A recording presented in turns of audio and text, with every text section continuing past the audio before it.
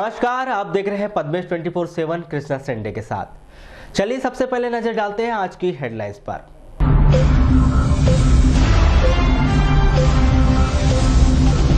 खाद्य विभाग की बड़ी कार्रवाई, अशोक बेकरी की गई सील, अमानक स्तर पर मिली खाद्य सामग्री। महीनों से स्कूल नहीं जा रहे हैं शिक्षक, जिला शिक्षा अधिकारी ने दिए 15 दिन के वेतन काटने के आदेश। शौचालय की राशि गबन का मामला, झिरिया के पूर्व सचिव को भेजा गया जेल। बैठक में अनुपस्थित सचिव, रोजगार सहायक और उपयंत्री के 5-5 दिनों का वेतन काटने के आदेश। जिले में बढ़ी 33 पंचायत, 727 पंचायत होगी जिले में, परिसीमन की अंतिम सूची जारी। अलग अलग घटनाओं में 3 की मौत, सर्पदंश और नदी में डूबने और फांसी की घटना। पूर्व सांसद कंगर मुजारे ने शासन प्रशासन पर लगाए आरोप, रेत खनन से नदियों के अस्तित्व को बड़ा खतरा। और दोनों हाथों से दिव्यांग शिक्षक जगा रहा शिक्षा की अलग, लोगों के लिए बना मिसाल। अब समाचार विस्तार से। मध्य प्रदेश पंचायती राज अधिनियम के तहत बीते 2 माह से जिले के भीतर चल रहे पंचायतों के परिसीमन की अंतिम सूची जारी कर दी गई है, जिसमें 33 पंचायत बढ़ गई है, जिसके बाद अब जिले में 689 के स्थान पर 727 पंचायत होगी। जिला पंचायत के पंचायत प्रकोष्ठ अधिकारी विकास रघुवंशी बताते हैं कि दावे आपत्ति की तारीख समाप्त होने के बाद सूची जारी की गई है। 2011 की जनगणना और नए मापदंड के अनुरूप एक पंचायत 1000 से 1500 जनसंख्या वाली होगी, जिसके बाद जिले के भीतर 33 पंचायत बढ़ गई है। नई पंचायत बनाए जाने के पीछे दायरा भी तय कर दिया गया था। गांव से उसकी पंचायत की दूरी 3 किलोमीटर से अधिक नहीं होनी चाहिए। मुख्यतः दावे आपत्ति दर्ज किए जाने के पीछे को भी लेकर यह बड़ी वजह बताई गई थी। ऐसे गाँव जिनके दोनों तरफ समान दूरी पर 2 पंचायत हो और वह जिस पंचायत में अभी रखे गए हैं उस पंचायत में नहीं जाना चाहते तो दूसरी पंचायत में जाने के लिए दावे आपत्ति लगाई गई, जिससे उनकी सुनवाई और समाधान किया गया है। भोपाल, इंदौर, जबलपुर से वापस बालाघाट लौटने वाली बस वारासूनी होते हुए नहीं जा रही।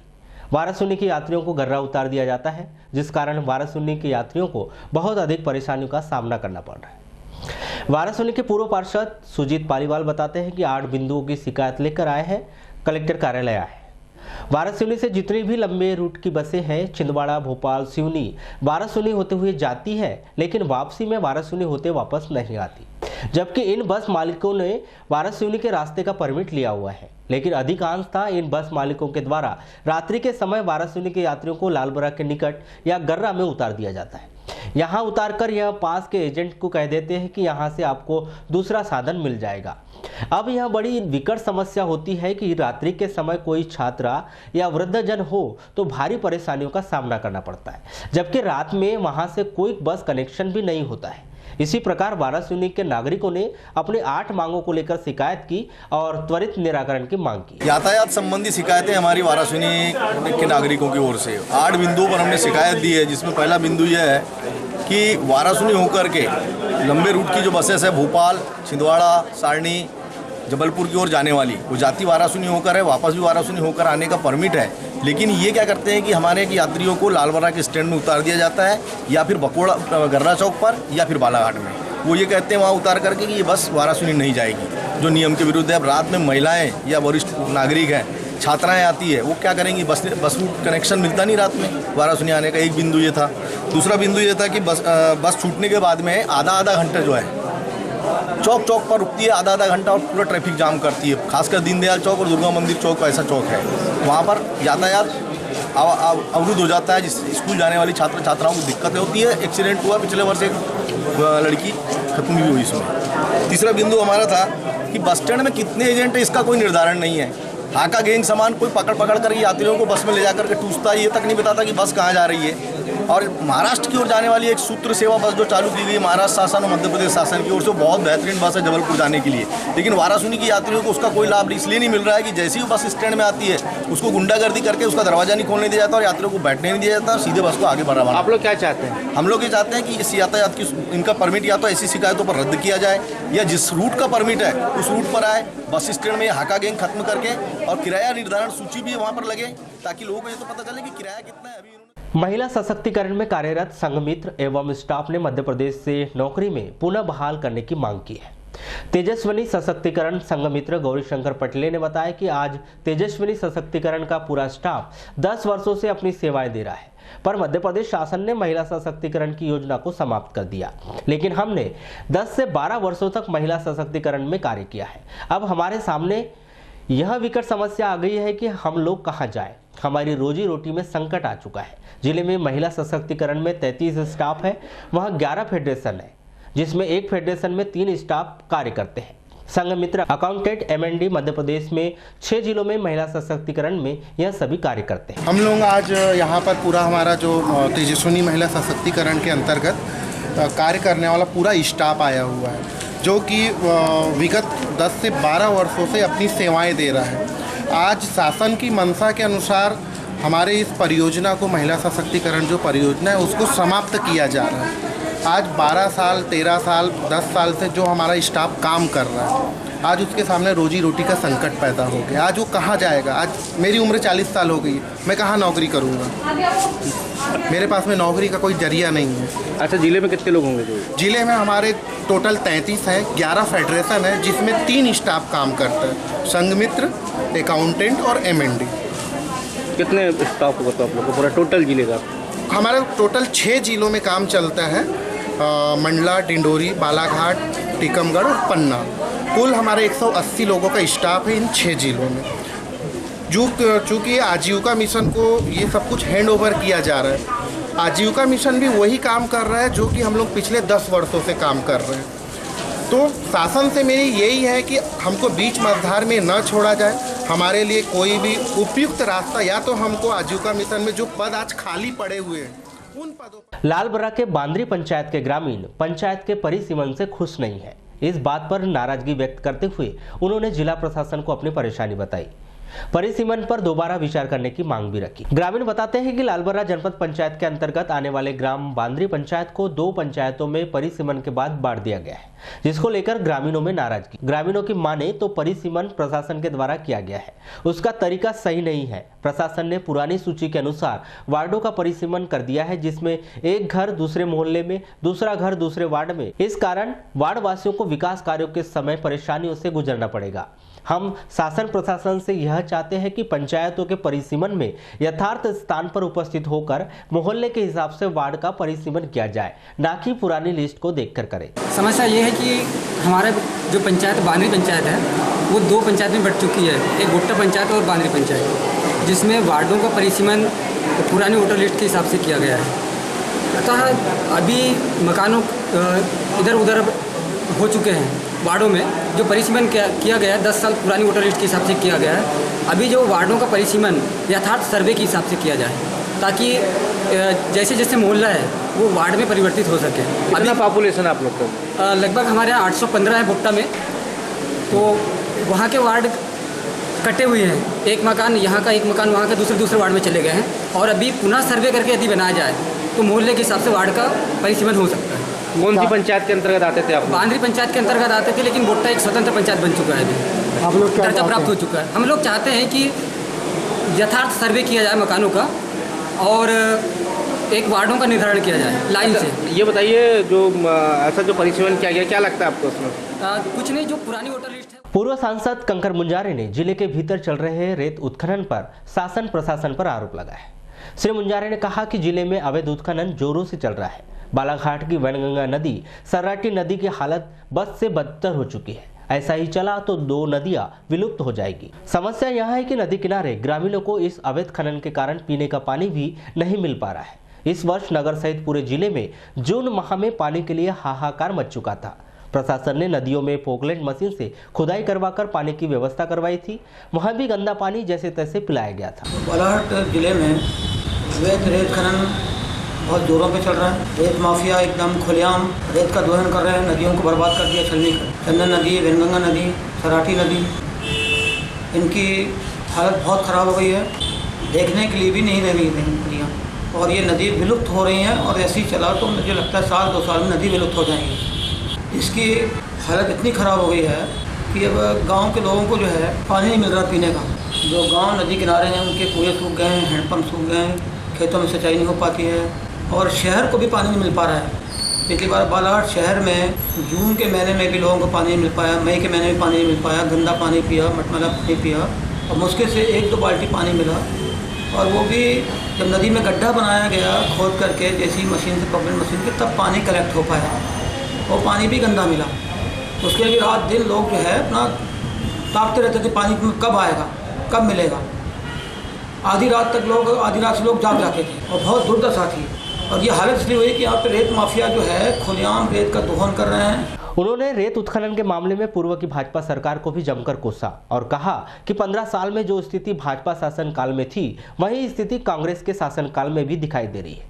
उन्होंने सीधा खनिज मंत्री प्रदीप जायसवाल पर आरोप लगाते हुए कहा कि मंत्री प्रदीप जायसवाल के रहते हुए अवैध उत्खनन में रोक क्यों नहीं लग पा रही है। वारासुनी क्षेत्र में जोरों से अवैध उत्खनन चल रहा है लेकिन आज तक कोई प्रकरण नहीं बन पा रहा है। यहाँ तक कि ठेकेदारों को परमिशन किसी और नदी का मिला हुआ है और वह कहीं और से रेत का उत्खनन कर रहे हैं, जिस कारण ग्रामीण क्षेत्रों में आने वाली सड़कें भी खराब हो रही है और आए दिन दुर्घटनाएं भी हो रही। तो भाजपा सरकार में भी 15 साल तक ये चलता रहा। अब ये कांग्रेस सरकार आई तो भी नहीं रुक पाया, तब भी ये चल ही रहा है, उसी गति से चल रहा है, गति भी कम नहीं हो पाई है। और सबसे बड़ी बात तो है कि अब बालाघाट जिले से प्रदीप जायसवाल खनिज मंत्री हैं और खनिज मंत्री के रहते हुए भी अवैध रेत का उत्खनन हो रहा है। प्रशासन सोया हुआ है, मंत्री कुछ कर नहीं पा रहे हैं। उनके वारिसनी उनके घर के आसपास से चंदन नदी बहती है, उसकी दुर्दशा हो गई वहाँ पर। सबसे ज़्यादा दम पर अवैध चोरी वहीं पर हो रही है। उसके बाद फिर बालाघाट शहर में हो रही है, कंगी घाट से, रापुर घाट से, गायखुरी से, धापेवाड़ा, कुम्हारी, यहाँ से हो रही है। और वहाँ भी सरंडी, बुदबुदा, कटंगटोला, सिंगोड़ी से हो रही है, रामपाली से हो रही है। मगर फिर भी कुछ नहीं हो पा रहा, कुछ पकड़ नहीं हो पा रही, कोई रोकथाम नहीं हो पा रही। ओवरलोडिंग डंपर चल रहे हैं, बेधड़क भागते डंपर देख के जो राहगीर जो चलने वाले हैं वो सड़क छोड़ देते हैं डर के मारे, घबराहट में कि हमको जान चल जाएगी हमारी। ये हालत मची हुई है। जिले के दूरस्थ वनांचल क्षेत्र में शिक्षा की स्थिति बद से बदतर होती जा रही है। यहाँ के शिक्षकों की मनमानी आए दिन सामने आ रही है।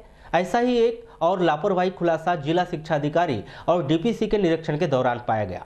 इस पर उन्होंने शिक्षकों के वेतन काटने के आदेश जारी कर दिए। 3 सितंबर को जिला शिक्षा अधिकारी एवं जिला परियोजना समन्वयक सर्व शिक्षा अभियान के द्वारा शासकीय प्राथमिक शाला वनग्राम खारा एवं वनग्राम तालाबोड़ी का आकस्मिक निरीक्षण किया गया, जिसमें वनग्राम खारा में 2 शिक्षक पदस्थ थे, दोनों उपस्थित पाए गए, किंतु उक्त दोनों शिक्षक 15 अगस्त 2019 के बाद दिनांक 2/9/2019 को ही संस्था में उपस्थित हुए हैं। जिला शिक्षा अधिकारी दोनों शिक्षकों का 15 अगस्त के बाद से अनुपस्थित दिनों का वेतन काटे जाने तथा दोनों शिक्षकों की एक वेतन वृद्धि असंचयी प्रभाव से रोक दी गई है। इसी प्रकार तल्लाबोड़ी स्कूल बंद पाए जाने पर स्कूल के जनजाति कार्य विभाग का होने के कारण जिला परियोजना समन्वयक के द्वारा 1 दिन के वेतन काटने का प्रस्ताव सहायक आयुक्त जनजाति कार्य विभाग को भेजा गया। उक्त दोनों स्कूलों और गांव में जिला शिक्षा अधिकारी एवं जिला परियोजना समन्वयक के साथ भ्रमण किया गया तथा ग्रामवासियों से चर्चा कर शिक्षक एवं शाला के संबंध में जानकारी ली गई। जिला शिक्षा अधिकारी बालाघाट के द्वारा खारा के दोनों शिक्षकों को चेतावनी दी है कि वे प्रतिदिन स्कूल में उपस्थिति देवे, अन्यथा उनके विरुद्ध कठोर अनुशासनात्मक कार्रवाई की जाएगी। कभी जिंदगी में कोई हादसा किसी के साथ हो जाए, आर्थिक नुकसान हो जाए या फिर कोई बच्चा किसी कक्षा में फेल या कम नंबरों से पास होता है, ऐसे अनेक लोग संसार में भरे पड़े हैं जो कि निराशा में अपनी जीवन लीला समाप्त कर लेते हैं। लेकिन ऐसे ही निराशजनक संसार में एक ऐसे भी शिक्षक है जिनके हौसले, जज्बे और उनकी जिंदगी से जद्दोजहद देखकर हर कोई उन्हें सलाम करने को विवश होगा। हम यहाँ बात कर रहे हैं जिले के किरणापुर तहसील के हट्टा संकुल अंतर्गत ग्राम पाथरी में शासकीय प्राथमिक शाला में पदस्थ शिक्षक राकेश पंद्रे की। राकेश पंद्रे ऐसे दिव्यांग शिक्षक हैं जिनके दोनों हाथ न होने के बावजूद भी जीवन के प्रति कर्तव्य और कुछ कर गुजर जाने की इच्छा ने शिक्षक राकेश पंद्रे और उनके हौसले को नहीं तोड़ा। इसके बावजूद भी वे शिक्षक बने और आज बच्चों में ज्ञान का प्रकाश फैला रहे। हाई टेंशन लाइन में झुलसकर दोनों हाथ गंवा बैठे थे राकेश पंद्रे। शिक्षक राकेश पंद्रे डीएड और हिंदी में एमए उत्तीर्ण करने के बाद 2009 में उनकी नियुक्ति शिक्षक भर्ती परीक्षा पास करने के बाद प्राथमिक स्कूल पाथरी में हुई। वर्तमान में सहायक अध्यापक है। बचपन में जब छत पर खेलने के दौरान हाई टेंशन लाइन की चपेट में आने के बाद वे पूरी तरह से झुलस गए थे और दोनों हाथ गंवाने के बाद उनकी जान बच पाई थी।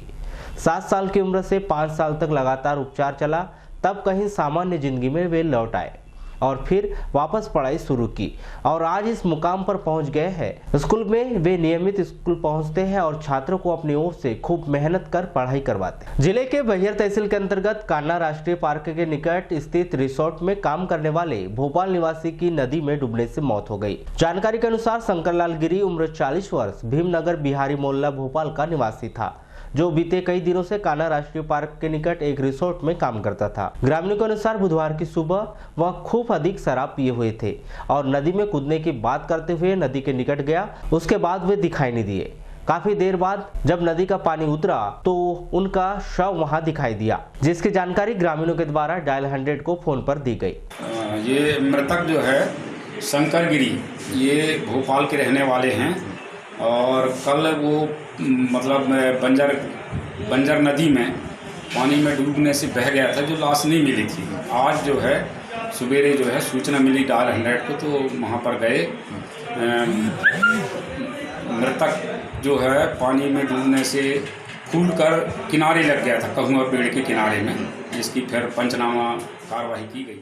लालबरा से लगभग 4 किलोमीटर दूर पर स्थित ग्राम पंचायत मोहगांव बोरी में 3 सितंबर को प्रातः लगभग 10 बजे 65 वर्षीय महिला सतुलाबाई पति भिकुलाल कावरे की जहरीले सर्प के काटने से मौत हो गई, जिसके बाद परिजनों के द्वारा महिला को सामुदायिक स्वास्थ्य केंद्र लालबरा लाया गया, जहां पुलिस के द्वारा पंचनामा कार्रवाई के पश्चात खंड चिकित्सा अधिकारी डॉक्टर टीसी मिश्राम के द्वारा उसे मृत घोषित कर दिया गया। दोपहर 3 बजे मृतक महिला के शव का पोस्टमार्टम कर शव को परिजनों को सौंप दिया गया है। पद्मे से चर्चा में मृतक महिला के पुत्र नारायण कावरे ने बताया कि प्रातः 10 बजे घर में उनकी मां कमरे को साफ सफाई कर रही थी। उसी दौरान बाएं हाथ की अंगुली में किसी कीड़े के काटने का उसे आभास हुआ, जिसकी सूचना सतुलाबाई के द्वारा परिजनों को दी गई, जिस पर परिजनों ने सोचा कि शायद चूहे ने काट लिया होगा, लेकिन बाद में जहर का प्रभाव होने पर उनकी कमरे की तलाशी ली गई तो वहां जहरीला सर्प पाया गया। महिला के शरीर में जहर का अत्यधिक प्रभाव होने से उसकी मौत हो गई।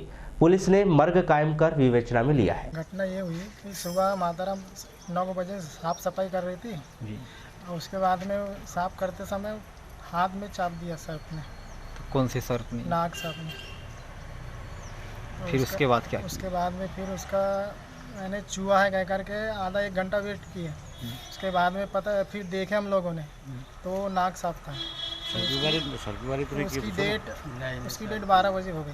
बिरसा जनपद के ग्राम पंचायत सुरवाही के छोटे सुरवाही में स्वीकृत स्थान के अलावा दूसरे स्थान पर सड़क निर्माण का आरोप ग्रामीणों के द्वारा लगाया गया है। ग्रामीणों ने बताया कि उनके गांव में सीसी सड़क का निर्माण कार्य किसी अन्य स्थान पर स्वीकृत किया गया है, लेकिन सरपंच मनमानी करते हुए किसी अन्य स्थान पर निर्माण कार्य करवा रहे हैं। इस मामले की शिकायत विधायक से लेकर हर किसी को कर दी, लेकिन अभी तक कोई सुनवाई नहीं हो पा रही, इसलिए कलेक्टर कार्यालय पहुंचकर शिकायत करवाई गई है। ग्राम पंचायत सुरवाही के पोषक ग्राम छोटी सुरवाही में जो सीसी रोड बनना है विधायक निधि से, वो सरपंच सचिव के 60 गांठ से दूसरी जगह रोड बना रहे हैं उसको, तो उसकी शिकायत को लेकर हम यहाँ आए हुए हैं। आप लोग क्या चाहते हैं? हम चाहते हैं कि वार्ड नंबर 11, 12 और 10, 11, 12 में वो रोड बने,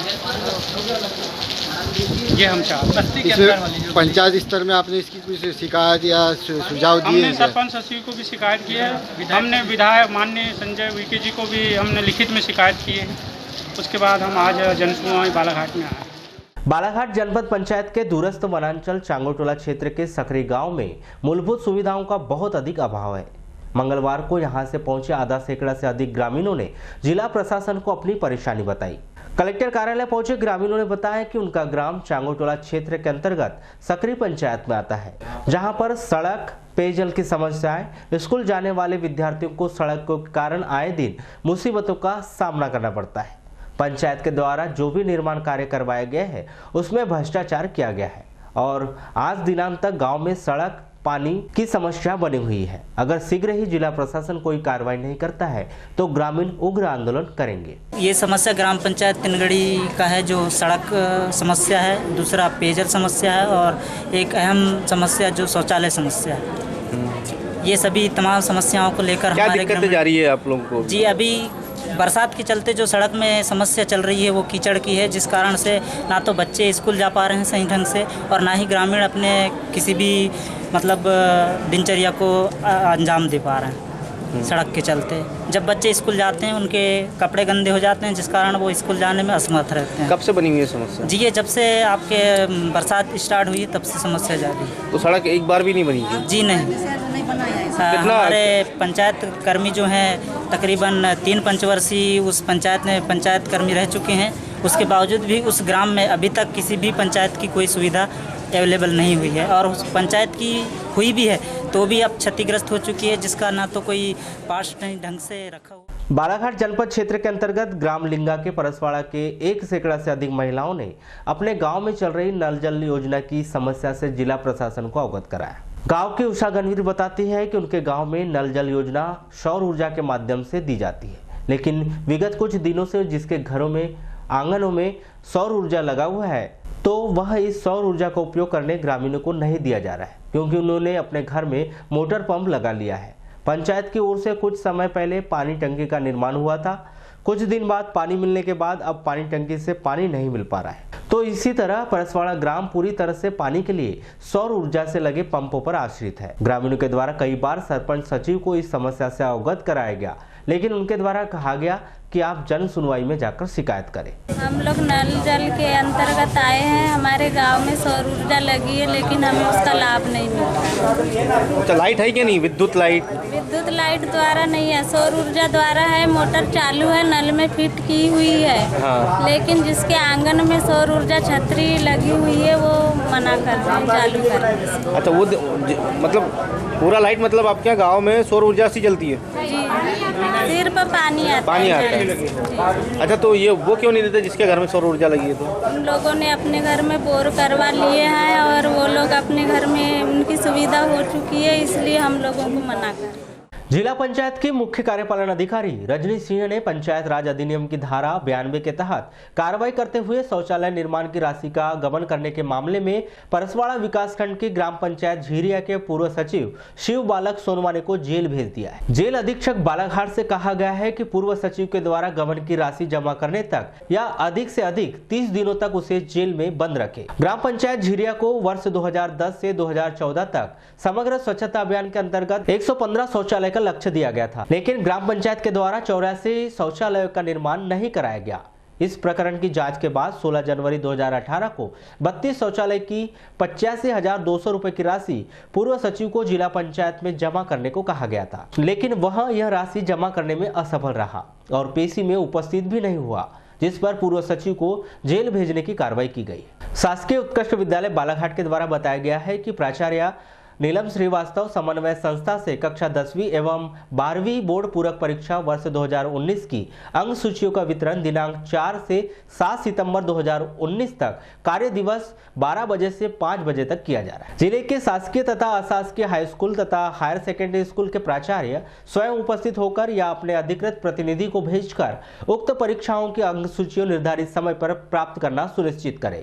यदि निर्धारित तिथि तक जो विद्यालय समन्वयक संस्था से अंक सूची प्राप्त नहीं करेंगे तो उनके विद्यालय की अंक सूचियां माध्यमिक शिक्षा मंडल को वापस कर दी जाएगी। पोला और नारबोत का त्योहार मनाने के लिए एक युवक ने चोरी की घटना को अंजाम दिया और सबूत छुपाने के लिए निर्माणाधीन मकान में आग लगा दी। कोतवाली टीआई विजय सिंह परिस्थिति के अनुसार शहर के वार्ड नंबर 6 चित्रकूट नगर में गौतम कोठारी के निर्माणाधीन मकान में बिजली की फिटिंग का तार चोरी, वेल्डिंग मशीन, कटर, पाइप सहित अन्य सामान चोरी कर आरोपी युवक के द्वारा आग लगा दी, जिसे गिरफ्तार कर लिया गया। गिरफ्तार आरोपी अमन कुमार उम्र 20 वर्ष निवासी कोसमी और नवेगांव निवासी हिकमत आमली से कड़ाई से पूछताछ की गई, जिसमें उन्होंने घटना को अंजाम दिए जाने की बात कबूली।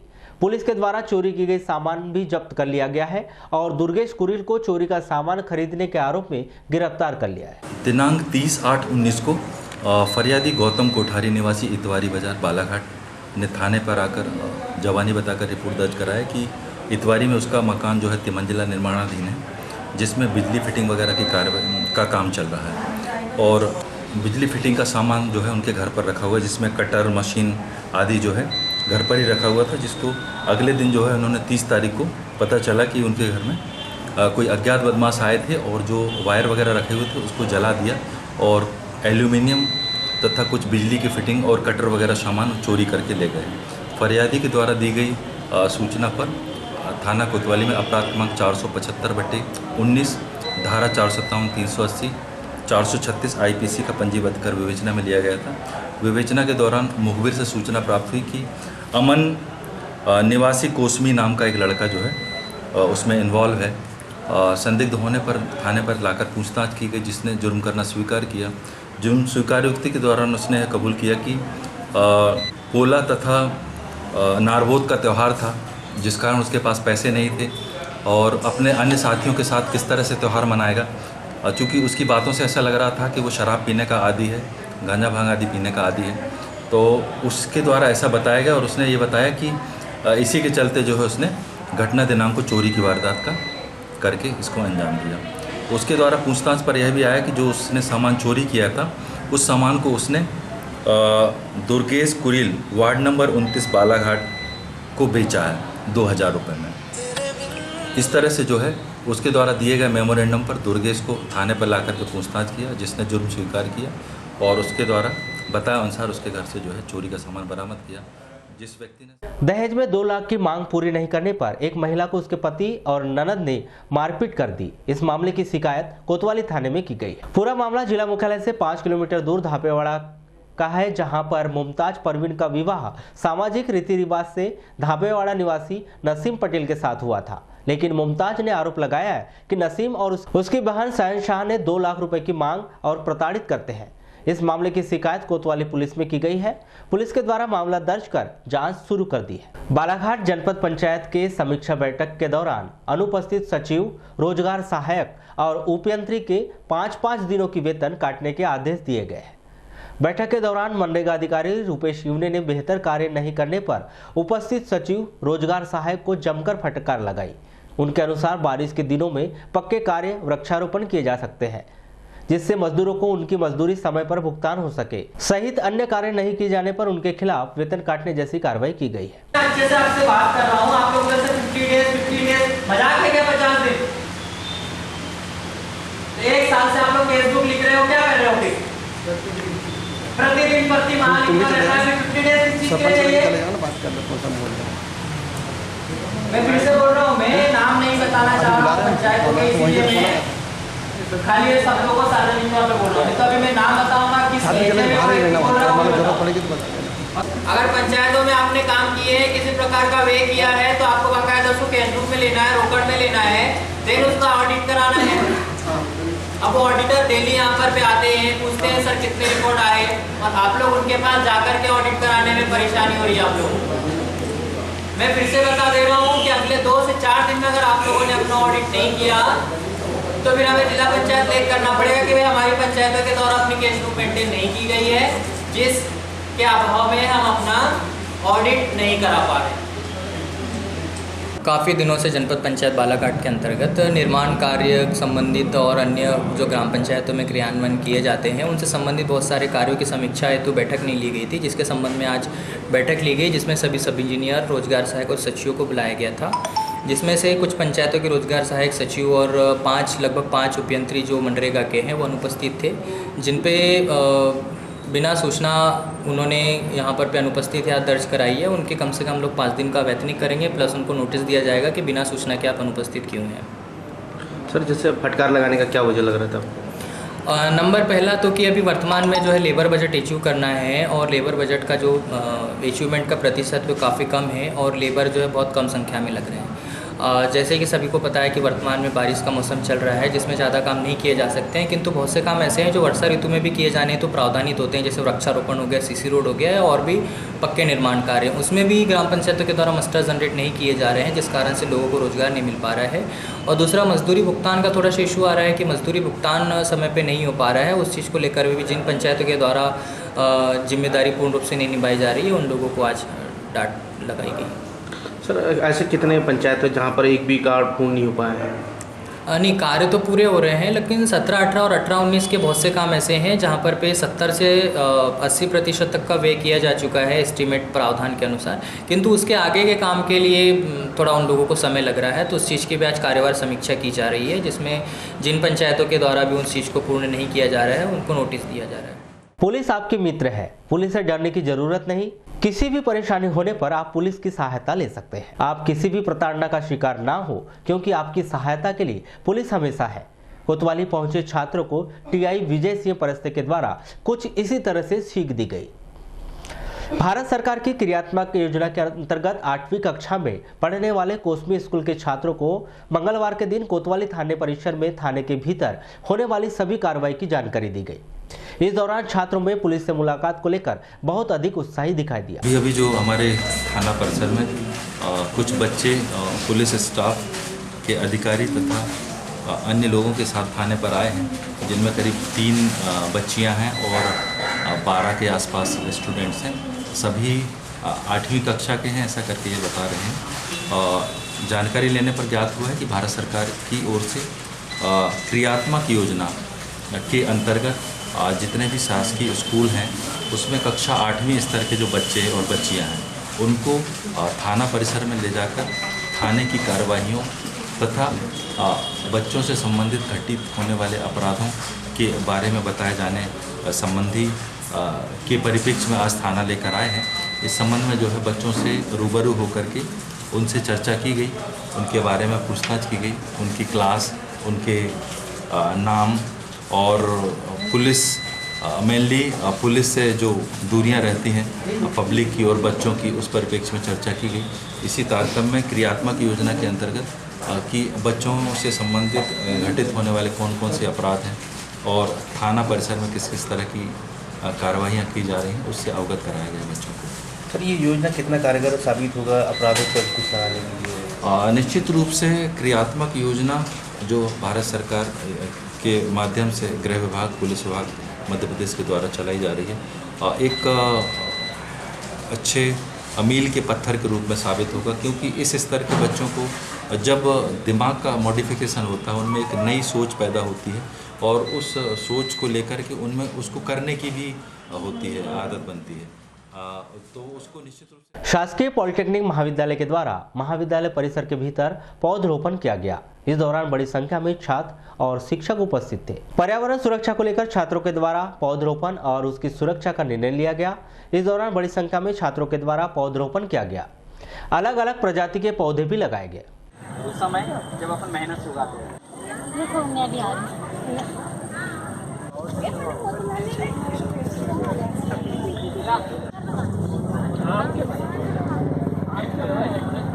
आज यहाँ पे प्लांटेशन का कार्यक्रम रखा गया था। यहाँ पे इन्वायरमेंट के प्रति मतलब जागरूकता को देखते हुए यहाँ पे जो अभी अमेज़न में अभी फायर क्राइसिस हुआ है, जो लंग्स कहा जाते थे पृथ्वी के, उनके मतलब वहाँ पे बहुत ज़्यादा विनाश हुआ, जिसके कारण हमने यहाँ पे जागरूकता अभियान चलाया है। यहाँ पे कार्यक्रम में जो कॉलेज एडमिनिस्ट्रेशन की तरफ से फैसला लिया गया कि यहाँ पे प्लांटेशन करवाने का।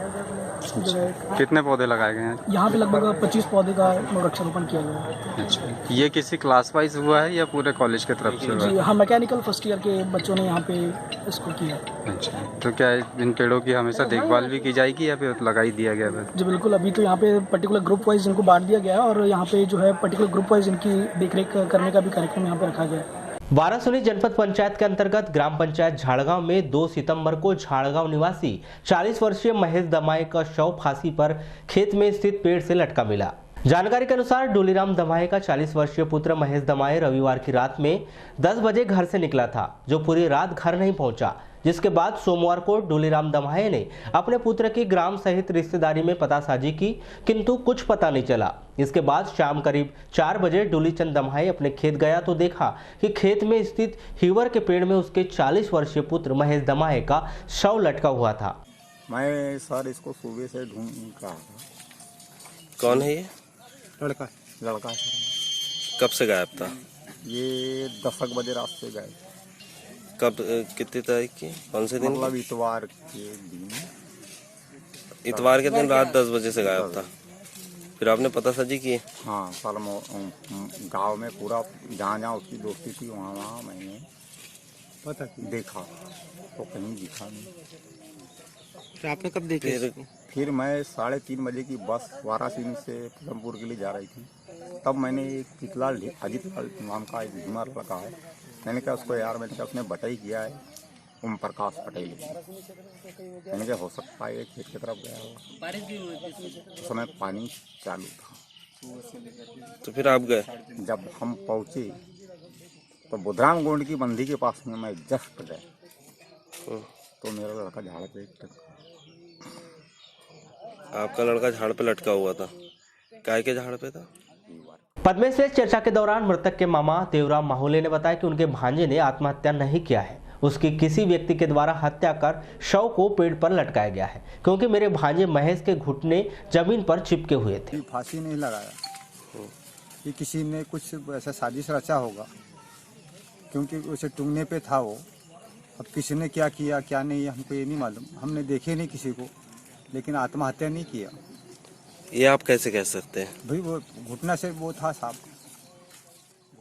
जनपद पंचायत वारासुनी के अंतर्गत ग्राम पंचायत एकुड़ी के ग्राम पुसुटोला निवासी ग्रामीण जन 3 सितंबर को तहसील कार्यालय पहुंचकर एसडीएम के नाम ज्ञापन तहसीलदार कैलाश कन्नज को ज्ञापन सौंपा। ग्रामीणों ने मांग रखी कि पुसुटोला के मोक्ष धाम की जमीन पर दुल्लम सिंह गोंडा के द्वारा अतिक्रमण किया गया, उसे त्वरित हटाया जाए। यहाँ मोक्ष धाम जो बना था हमारे यहाँ गाँव में, तो उस पर अतिक्रमण किसी व्यक्ति ने किया है, दुल्लम सिंह सैया ग्राम दंदूटोले वालों ने। काय के लिए कर लिया? वो बोल रहा है कि मेरी ज़मीन है, बोल रहा है। तो हमको आपत्ति हुई तो आज हम महोदय जी के पास आए हुए हैं। कब किया अतिक्रमण उसने? ये हो गया इसी वर्ष से किया उन्होंने, वहाँ पहरा लगाया आसपास मोक्ष धाम के आसपास। ग्रामीणों ने बताया कि पूर्व सरपंच अनीता हरिणखेड़े के द्वारा वर्ष 2008 में शासकीय राशि से मोक्षधाम का निर्माण किया गया था और उत्तम मोक्षधाम में निर्माण कार्य के पूर्व वर्षों से उक्त भूमि पर ग्रामीणों के द्वारा शव दफन व दाह संस्कार संपन्न कराया जा रहा, किंतु गत कुछ महीनों पूर्व उक्त स्थान पर ग्राम दद्दूटोला निवासी दल्लम सिंह पिता धूरपाल सिंह गोंडा के द्वारा मोक्षधाम के आसपास से घेर कर स्वयं को भूमि स्वामी बताकर कब्जा कर लिया गया है, जिससे ग्रामीणों के समक्ष दाह संस्कार व शव दफनाने की समस्या उत्पन्न हो गई।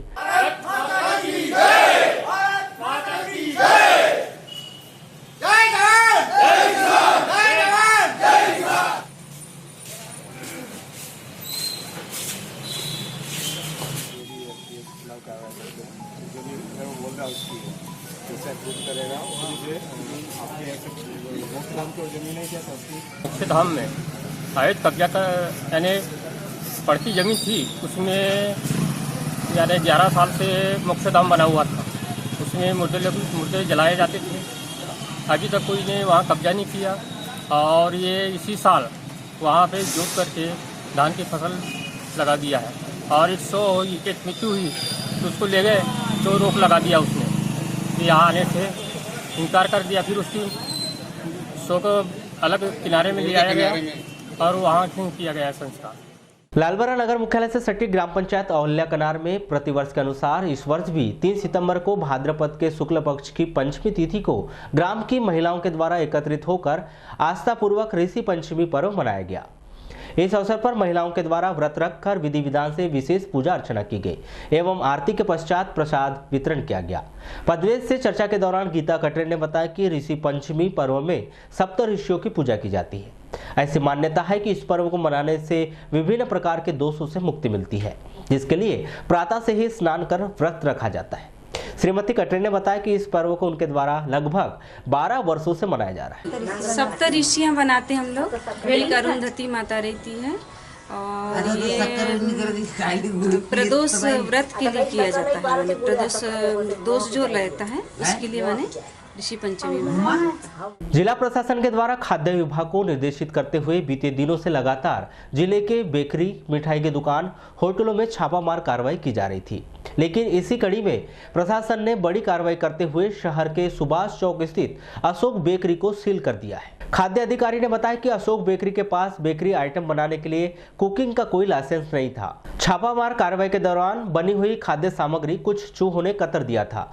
खाद्य सामग्री बनाने में उपयोग की जाने वाली सामग्री की 120 बोतलें जब्त की गई जो एक्सपायरी डेट की थी। 20 किलो प्लास्टिक जब्त की गई, जिस पर नगर पालिका के द्वारा 15,000 रुपए का जुर्माना भी किया गया है। बेकरी के भीतर से 500 किलो का सामग्री ऐसी मिली है जो एक्सपायरी डेट की है या जिसका उपयोग बिल्कुल भी नहीं किया जाना चाहिए, जो स्वास्थ्य के लिए बहुत अधिक हानिकारक हो सकता है। इन सब के बाद अशोक बेकरी को पूरी तरह से सील कर दिया गया है।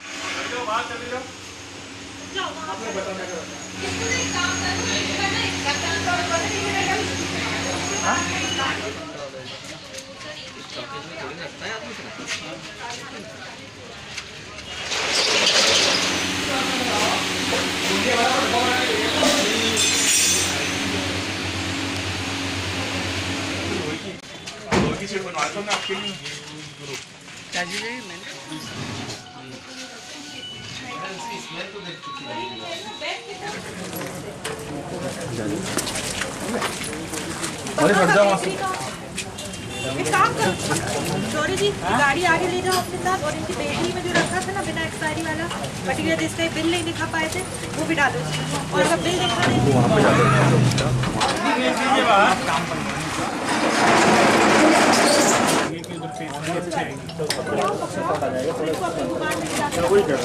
तो जल्दी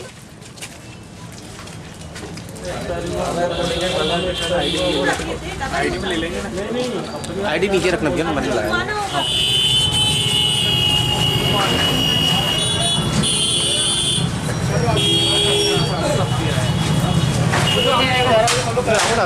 वो अभी डाल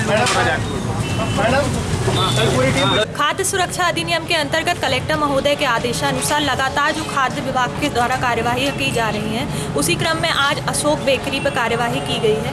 इसमें जो सबसे मेन बात जो हमको मिली है वो ये है, जिस बेकरी में ये खाना बना रहे हैं, जो भी इनका बेकरी आइटम जो बनता है उसका उनके पास कुकिंग का कोई लाइसेंस जो होता है वो इनके पास है नहीं, जो खाद्य विभाग का होना चाहिए था। दूसरी चीज़, जो इनके अंदर से जितना भी आइटम हमको मिला है वो बहुत ही अनहाइजीनिक तरीके से बनाया जा रहा है, जिसमें कि चूहे के दांत लगे हुए हैं, चीज़ें कुतरी हुई पड़ी हुई हैं, सब सामग्री अस्त व्यस्त है। लगभग 120 हम लोगों ने बॉटल जब्त की है जो कि एक्सपायरी डेट की है।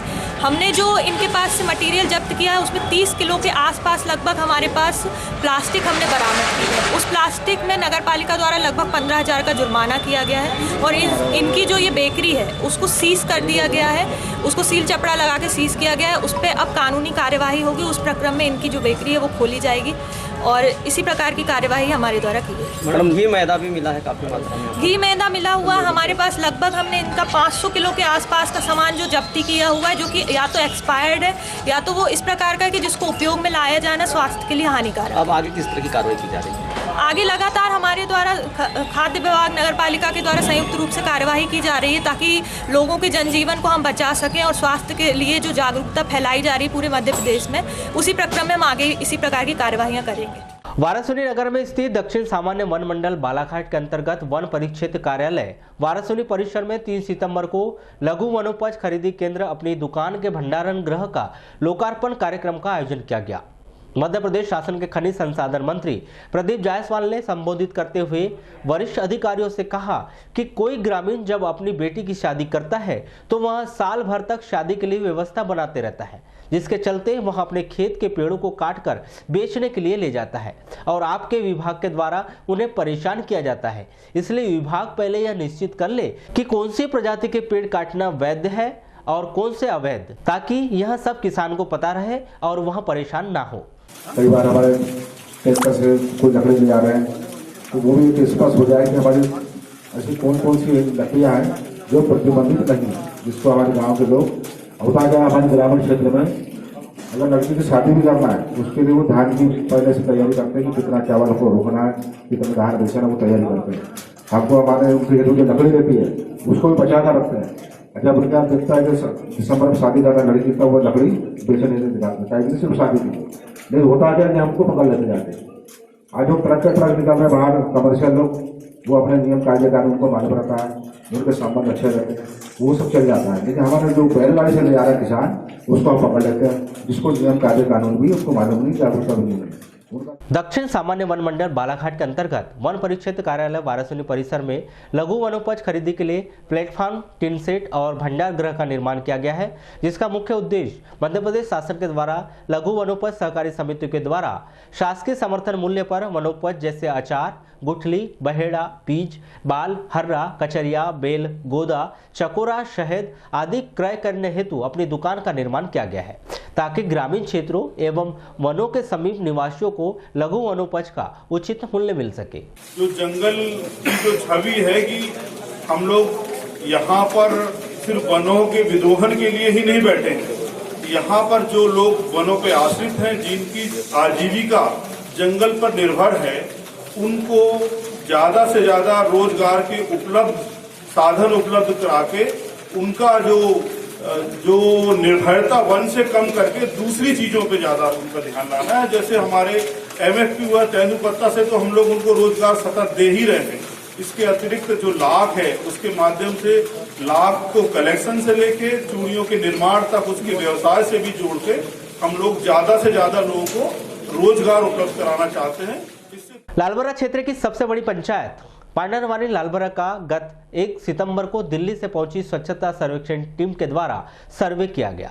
सर्वेक्षण दल में दिल्ली से पहुंची अधिकारी नीता गोयल के द्वारा ग्राम पंचायत भवन, ग्राम पांडरवानी स्थित आंगनवाड़ी केंद्र व शासकीय प्राथमिक शाला पहुंचकर स्वच्छता अभियान की गतिविधियों की जानकारी ली गई एवं ग्रामीणों से स्वच्छता के संबंध में आवश्यक चर्चाएं की गई।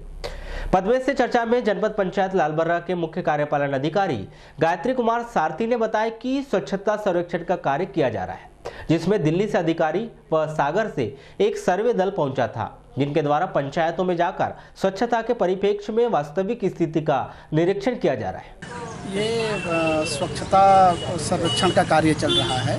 इसमें हमारे दिल्ली के अधिकारी आई थी और सागर से भी एक सर्वे दल है, वो पंचायतों में जा कर के जो वास्तविक स्थिति है स्वच्छता के परिप्रेक्ष्य में, यदि हम लोग कहें कि आंगनबाड़ी में, स्कूलों में या शासकीय कार्यालयों में शौचालय है ही भी कि नहीं, या फिर सही ढंग से काम कर रहे हैं कि नहीं कर रहे हैं, बच्चे उपयोग कर रहे हैं कि नहीं कर रहे हैं, और गाँव में व्यवहार में जो परिवर्तन करने का हम लोग जो चला रहे थे कि भाई शौचालय तो बनवा दिए, लेकिन वास्तव में उपयोग कर रहे हैं कि नहीं कर रहे हैं, इसे गांव वालों से ही बात करके वो फीडबैक ले रहे हैं कि ज़मीनी हकीकत क्या है। जिला मुख्यालय से लगी हुई कोसमी पंचायत में मंगलवार की रात मोटरसाइकिल चालक ने एक युवक को जबरदस्त टक्कर मार दी, जिससे उसकी घटनास्थल पर ही मौत हो गई। जानकारी के अनुसार मनीष पिता उमेश चंद्र अजीत, उम्र 36 वर्ष, निवासी सोनपुरी, थाना किरणापुर, जो कि बैहर तहसील के सोनपुरी स्कूल में पदस्थ शिक्षक थे। मंगलवार को कोसमी में वे अपने रिश्तेदार के यहां आए हुए थे। इसी दौरान रात्रि 8 बजे कोसमी गोदाम चौक के पास वे पैदल जा रहे थे, जहां सामने से आ रही तेज रफ्तार मोटरसाइकिल ने उसे इतनी जबरदस्त टक्कर मारी कि वह गंभीर रूप से घायल हो गए। डायल 100 की मदद से उसे जिला अस्पताल में भर्ती किया गया, जहां चिकित्सकों ने उसे मृत घोषित कर दिया। चलते चलते एक नजर आज की हेडलाइंस पर एक बार फिर।